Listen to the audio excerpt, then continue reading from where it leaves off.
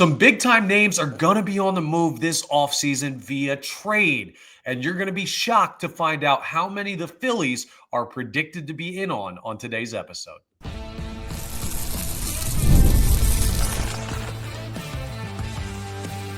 You are Locked On Phillies, your daily Philadelphia Phillies podcast. Part of the Locked On Podcast Network, your team every day. Yes, this is Locked On Phillies. I'm your host, Connor Thomas. Thank you so much for joining us today. We come to you as part of the Locked On Podcast Network, your team every day. We're also now the #1 sports podcast network. And Locked On Phillies is your #1 place for daily, Monday through Friday, Philadelphia Phillies content. You might know me from some of my other work in the sports talk space.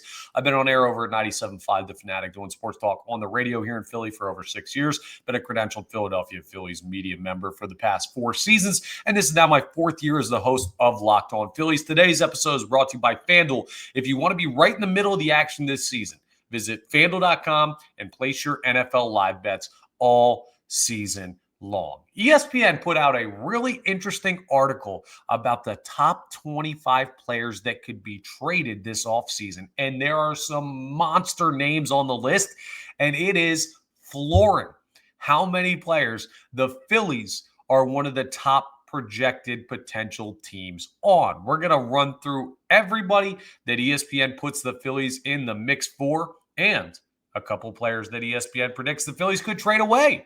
So who are they?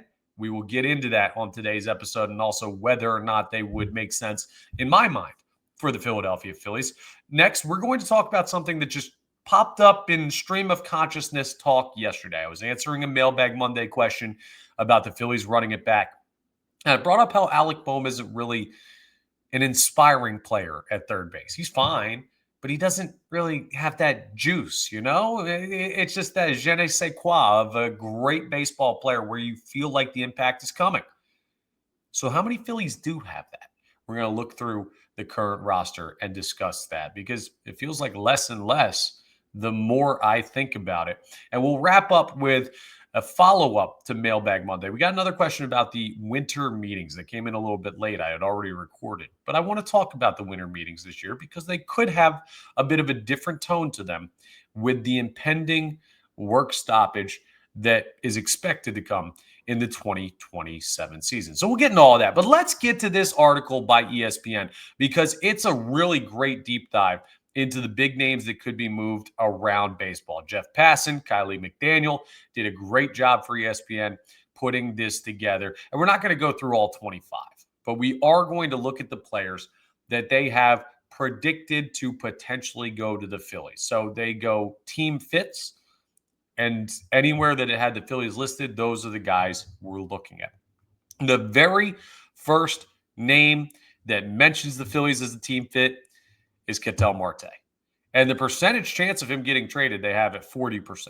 John Morosi of MLB Network said it was 50-50 that he gets traded. So there's a lot of smoke where there's potentially fire with Ketel Marte. And the Phillies are one of the teams listed as a potential fit.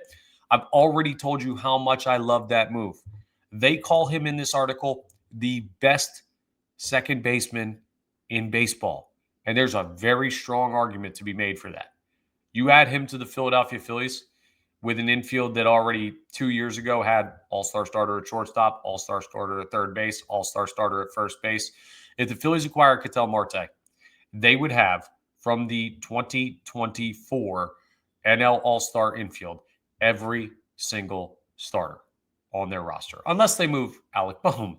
More on that later. Little spoiler alert for one of the Phillies they think that could be moved. But I couldn't be more in on Ketel Marte. I would love to see the Phillies do it as long as Aiden Miller's not the give-up price. That's just where I feel on that. But there's plenty of smoke with Ketel Marte. The next guy up on this list with Phillies as a fit is Byron Buxton. We have also talked about. Now, less of a chance that he gets traded, 35% chance according to this article. But there was a recent report that came out today that said he is willing to waive his no-trade clause. The previous thing we'd heard was he may be willing. So now we're leaning more and more towards it. And if Minnesota goes into full-on tank mode, he's going to want out. The Phillies are one of the teams that fit for Byron Buxton.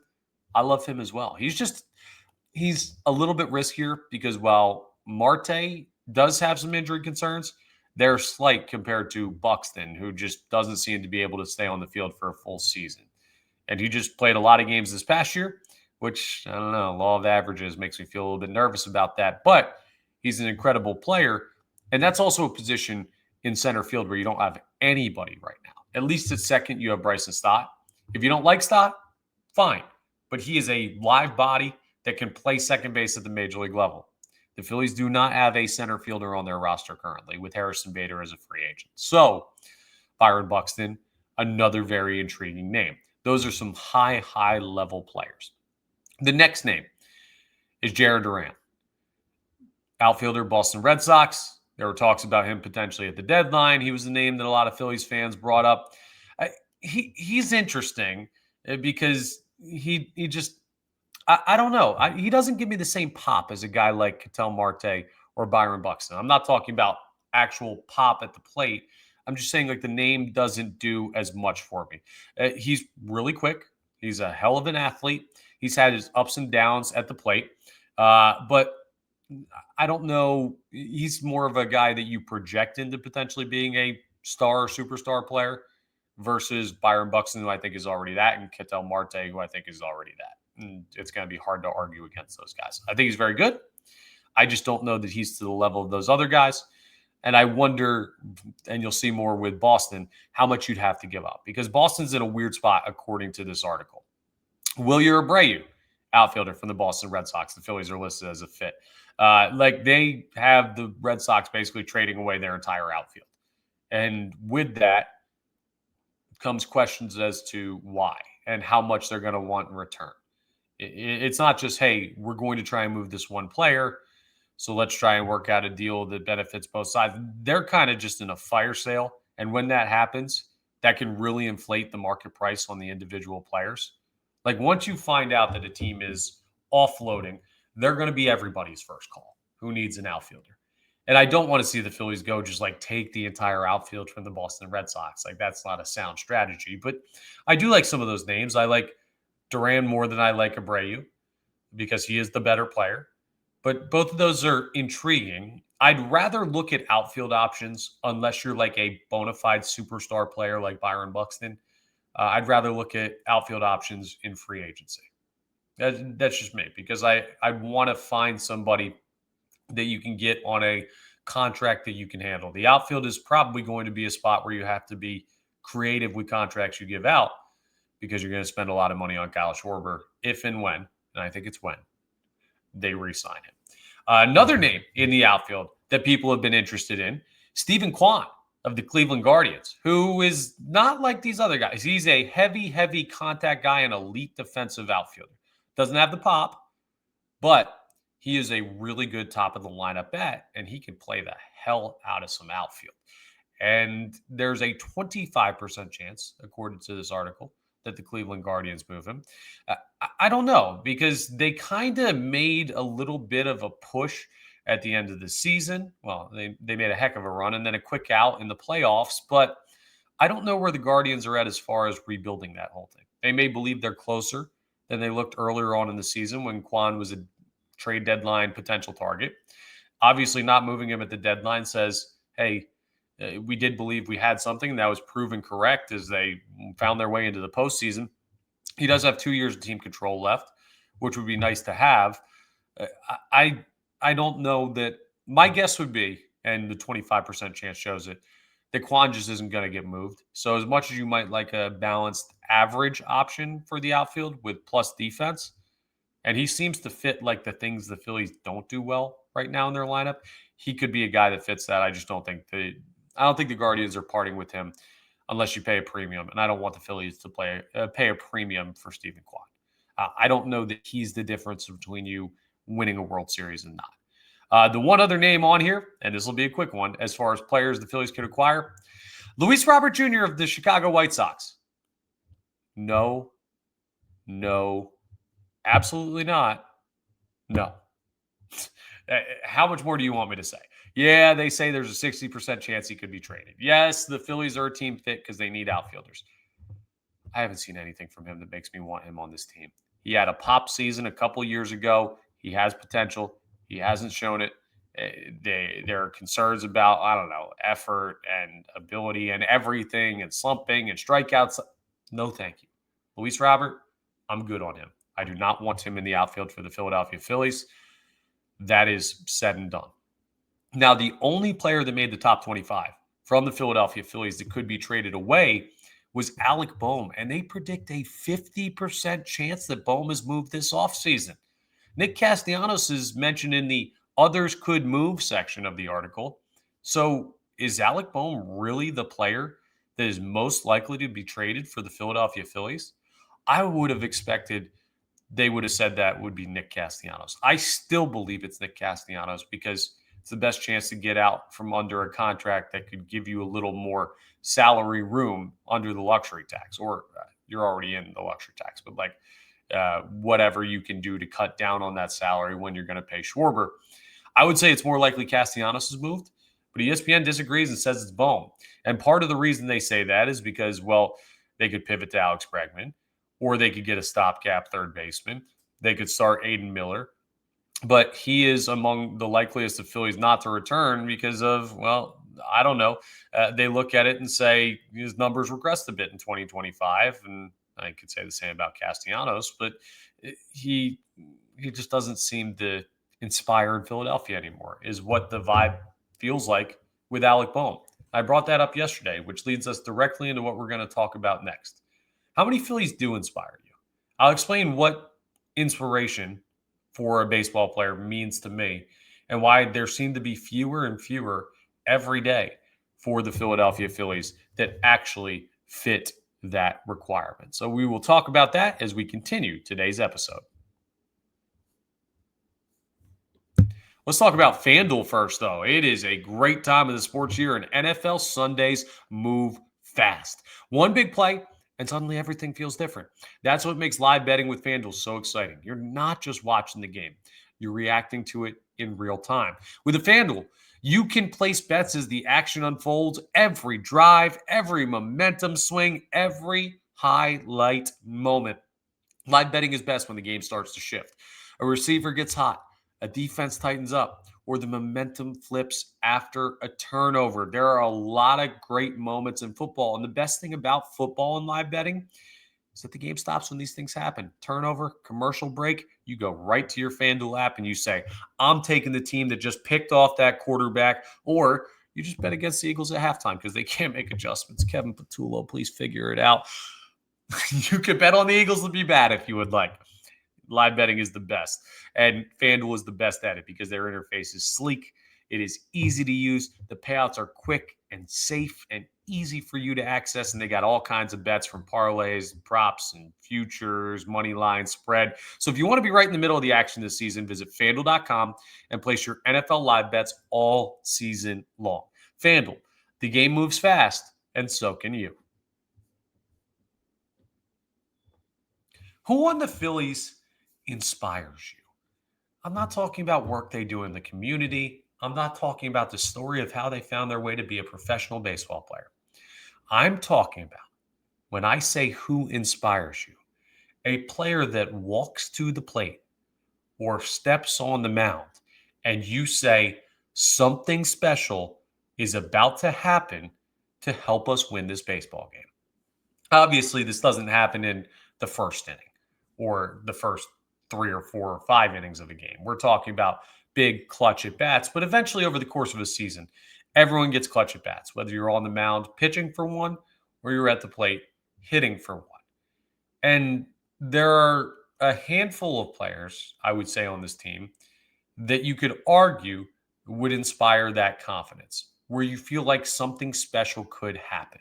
Some, you even feel that when the game is not on the line. I would say that the number one Philadelphia Philly that inspires you right now, if we're looking at this past year's roster, is Kyle Schwarber. Now, he's not technically a Philly currently. He is a free agent. I expect him to re-sign, and part of that reason is because was there a single player on this team that was more must-watch than Kyle Schwarber when he stepped to the dish this year? You could say Christopher Sanchez on the mound, Zach Wheeler when he was healthy, but of position players and hitters, Kyle Schwarber was the must-see at bat. even though he didn't have a great postseason, and you could argue, hey, 2 home runs in a game, Dodger Stadium to keep your season alive would probably qualify as a pretty darn good effort anyway. But I know he needs to be more consistent. That's the dude that handled everything for this offense. So Kyle Schwarber, an inspiring player. Alec Bohm, to me, is not. I don't feel anything when he walks to the plate. It's more of a, all right, I hope he doesn't swing at the first pitch and I hope he gets on base, but it's like wishing and hoping. That's the way I feel about Bohm. That's the way I feel about Brandon Marsh. That's the way I feel about Max Kepler. That's the way I feel about Bryson Stott. I'll tell you, that's the way I feel about Trey Turner in the postseason. Trey Turner's not a moments guy to me. Probably because he hasn't had one in Philadelphia in the postseason, but still, like, do you feel like it's coming? I don't. And I'm not trying to say he's a bad player. I'm just saying in the bottom of the ninth with 2 outs, if your postseason is on the line and Trey Turner is walking to the plate, he's better than some, but I'm not sitting there saying, get ready for this moment. Now, I will say, and you're going to debate this with me. I know you are. There are going to be people out there that call me crazy for this. And there are going to be people that understand why I say it. Bryce Harper's still a guy that I think is an inspiring player for the Philadelphia Phillies. You can tell me all you want. This guy stinks, trade him. He's not a lead anymore. He's falling off. He's not the leader this team needs. They can't win with him, all this stuff. I know deep down in your soul, when number 3 steps to the plate for the Philadelphia Phillies, you're zoned in. You're watching because you think he can do something special. That will never go away. It just won't, because he's been that guy his whole career. So as much as the moments feel fewer over the past couple of years, you're still always going to believe in Bryce Harper somewhere deep down in your soul, because he is Bryce freaking Harper, the number 1 pick, the future Hall of Famer, the 2-time MVP. It's just, come on, man. You're going to. I'm not saying that you have to believe in the team to win the World Series because of him. But if you don't think he has a special moment in him, or if that thought doesn't cross your mind when he goes to the plate, I think you're crazy. So Harper and Schwarber are the only 2 position players that I would say inspire that level of confidence for the Phillies right now. JT Realmuto just hasn't been consistent enough. Maybe you could say Harrison Bader, but I hesitate to put him in that same category just because it was such a short sample size. Like, that was just a hot streak for a month and a half. Now, is he a good baseball player? Sure. Would I like him back? Yeah. I mean, I wouldn't be mad at them re-signing Harrison Bader, but he's not in the same category as Schwarber or Harper to me. He's just not. Now, when it comes to pitchers, we got to go Juan Duran, right? Because even when he gets hit around, it's something special, because he just throws so hard. His stuff is so good. He's a special, special arm. So he's obviously in the conversation, and he gets the benefit of being the closer, because every time he goes out on the mound, it's important. And he does not come into unimportant games, really, ever. Maybe like a handful of times a year. Otherwise, it's his turn to shut the lights off, not just with his entrance, but call it a night, end this game. Juan Duran is one of the inspiring Phillies, and you feel like you're watching, you're getting the price of admission when you see him step on the mound. Out of the bullpen outside of him, there are no other guys. There aren't. I don't feel that way about Strahm, Alvarado, Kerkering, Banks, any of these guys. Right? Duran's special, all MLB first team closer, but he's the only one in the bullpen right now. And I would say the Phillies have one in the rotation currently, and that's Christopher Sanchez. I'm not counting Zach Wheeler right now because, I don't know what he's going to be when he comes back from this blood clot issue. I don't know when that's going to be. So for the guys that I can count on being who they are right now, Christopher Sanchez is the other inspiring arm on this team. Now, if Zach Wheeler's healthy, say less, dude. He's there. He's one of the best pitchers in Phillies franchise history. Like, that dude, he's had an amazing time here. It's just like, with the injury, I can't count on it. You understand, right? The second I know he's healthy, boom, he's right back in the, you better watch the Wheeler starts. And like, you're a real fan, you're a diehard fan, you watch every game. But you know what I mean. Some nights you'll be cooking dinner and like half an eye on the TV. The other nights when Wheeler's on the mound, when Sanchez is on the mound, when Schwarber or Harper walk to the plate, it's like, yo, I'm going over to the couch. Dinner can wait. Stove starts beeping at you. You got the fire alarm going off. I'll get to that in a minute. I got number 3 at the plate, or Kyle Schwarber's up, or something like that. That's what I'm talking about. And maybe having 2 of those guys as position players, and then 2 of those guys as pitchers, maybe 3, depending on what happens with Wheeler, is enough. I know there's some teams that have none of those guys, but to me, it feels like the way you really become a true World Series contender again is you got to find some more of those guys, like a Harrison Bader, who can become an inspiring player without having to be a superstar. That's it. But I would not really I understand if someone hears me say Bryce Harper and they're like, no way he hasn't had a big moment in forever. Or hears me say Kyle Schwarber is just like, yeah, he can hit home runs, but he goes through cold stretches. Like Duran, yeah, sure, he throws hard, but he blew some games down the stretch for the Phillies. Yeah, I don't know. The guys that I call inspiring too also have their drawbacks and have not had big postseason moments. So maybe I'm overstating this, but that's the thing with the Phillies. They have talent, but how much of that talent truly translates to a guy that with the game on the line, you feel like is going to win it for you? It's not as much as it probably should be, considering what the payroll is for the Philadelphia Phillies. So again, this brings us back to, well, the idea of the offseason, right? How can you retool everything? What is the plan? Well, we talked about trades earlier. Now let's talk about free agency. A great question on the winter meetings from a listener that we did not get to on Mailbag Monday yesterday. We're going to talk about if this is a busier winter meetings this year. I don't think it's going to be. In fact, I think it could be a slower one. We'll talk about that as we continue today's episode.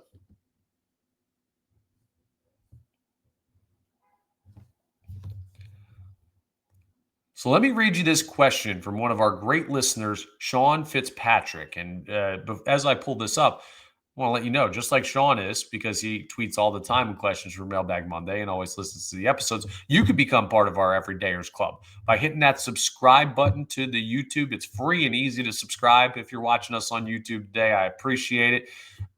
All it does is get you notifications when new episodes are posted. So when we put out a new episode, it says, hey, new Locked On Phillies available. Then you can watch it. That's it. It's free and easy, and it really helps you out, helps us out as well. So I appreciate everyone who's done that. And if there are days where you don't watch, or maybe you just like to listen, we are available wherever you get your podcasts. And if you're listening in podcast form, I'd love it if you could rate and review. But I'm just appreciative of the folks that check in on Locked On Phillies day in and day out, part of our Everydayers Club. I would love if you join them, because we're going to continue to keep putting out great content all off season long. Now, Sean tweeted yesterday as I was recording the episode, so I didn't get a chance to put this in Mailbag Monday, but he asked, do you think this is going to be a more active winter meetings than in years past due to the impending work stoppage in 2027? Lots more trades, earlier free agent signings, etc. I don't think these winter meetings are going to be busier than previous years, for a couple of reasons. So let's just look at what's going on with the work stoppage. In case you're not familiar, the CBA is going to be renegotiated after the 2026 season. Some people think that could cost us an entire year of baseball. The 2027 season is going to be a mess. So because of that and the uncertainty that comes with that, teams may handle contract situations differently. Now, here's what I'll say. Dylan Cease got a monster long-term deal with the Toronto Blue Jays. They weren't afraid to pay him. Devin Williams just got 3 years, $45 million with the New York Mets with crazy deferred money. He comes into the division, but giving a 3-year deal, big money to a reliever that wasn't great last year for the Yankees, they weren't afraid to give him multiple years. Both of those deals are lucrative contracts and extend past the point of the potential 2027 lockout. So with that being considered, you want a big name, you're still going to go get a big name. It doesn't seem like the lockout has affected those deals, or like the impending lockout or work stoppage, strike, whatever you want to call it. So early returns from this offseason say business as usual. And I'd imagine that the winter meetings would still be business as usual. I don't expect it to be any busier because at the end of the day, there is no guarantee that they're going to miss a season. And both sides, I think, deep down, like the natural human instinct is to believe that we're going to come to an agreement. That's my gut feeling, right? Not that they're going to, but when they lay in bed at night, and it's just them, and they just like think, man, are we going to play baseball in 2027? It's so hard to mentally wrap your mind around the idea that they could lose a significant part or a whole season that I think the default operation is just, hey, we got to keep running our teams like it's going to happen and hope that we figure something out. And if it doesn't, we'll cross that bridge when we come to it. So I think the default is more damn the torpedoes full speed ahead than it is, hey, let's try and find a loophole, which is why if a team comes up with a strategy that threads that needle and they can accurately predict whether or not they're going to be losing a whole season and exploit that by, I don't know, making shorter term deals for players and going all in now, like that is something that I think some teams could do, but I don't think it'll be the prevailing move in Major League Baseball. Here's what I think most teams will do. And it's why I think the winter meetings could be slower this year than in previous years. If there's a situation like this where you do not know what's going to happen in the relatively near future, unknown makes people more cautious. Think about it. Do you think it's more likely? Just human beings, right? What is human nature? You're looking into the unknown. You don't know what's going to happen. Do you think more people on this planet are likely to sprint headfirst into the unknown or to be hesitant? Because I'd say human nature, in my experience, and you can tell me if I'm wrong, we're getting real psychological with it today on Locked On Phillies. And maybe I'm more psychotic than psychological, but to me, I'd say the average person hesitates on that. More conservative. We don't know. Let's be careful. Let's slow our roll a little bit. Let's take our time to figure this out. With a situation that really all these folks in baseball are not familiar with, or at least not used to, it's very atypical to have to think about maybe losing a year of a season. I think that breeds more caution, which leads to more vetting of these players potentially signing in free agency or trading for them. When there's more stuff to think about in getting a deal done, the deal takes longer. I think that's perfectly sound logic. And that's why, no, I don't think the winter meetings are going to be more active this year. I actually think they could be slightly less active.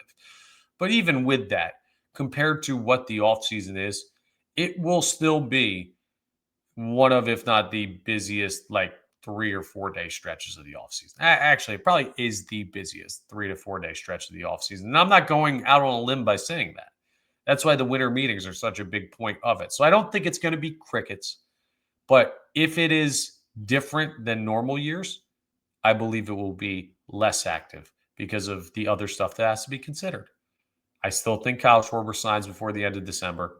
And some people say they'd be shocked if he wouldn't sign by the end of the winter meetings. If he gets his deal done, that probably means other guys are going to get it done quickly after that. It means the Phillies could immediately shift to JT Realmuto or to the outfield. Like once he's off the market, other deals get done. So there are a lot of things that are going to happen very quickly in about 5 to 6 days. So we are going to continue to heavily look at the winter meetings and get you primed up for a huge part of the offseason that could be 3 days that determine the next 365 for the Philadelphia Phillies the next year.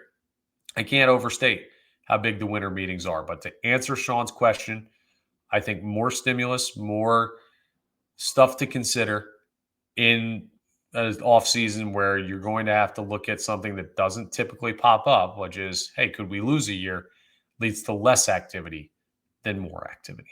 That's all for today's episode of Locked On Phillies. Thank you so much for joining us. Once again, we are part of the Locked On Podcast Network, your team every day, and now the #1 sports podcast network. Appreciate that very much. Please make sure you're rating, reviewing, subscribing to the YouTube, all that great stuff that helps us out. I brought up the Devin Williams move to the New York Yankees, and we didn't really get into it on today's episode. But tomorrow's episode, we're going to take a look at where the division is through the first month of the offseason and where everything really has shaken out for the NL East. Are the Phillies still the top dog? How much of the Braves and Mets caught up? So we're going to do a little peek around the division tomorrow as we get that and more on any rumors that pop up on the Kyle Schwarber or JT Realmuto front or anything that has to do with the Phillies in this offseason. So with that in mind, I will talk to you on tomorrow's episode on the next one of Locked On Phillies.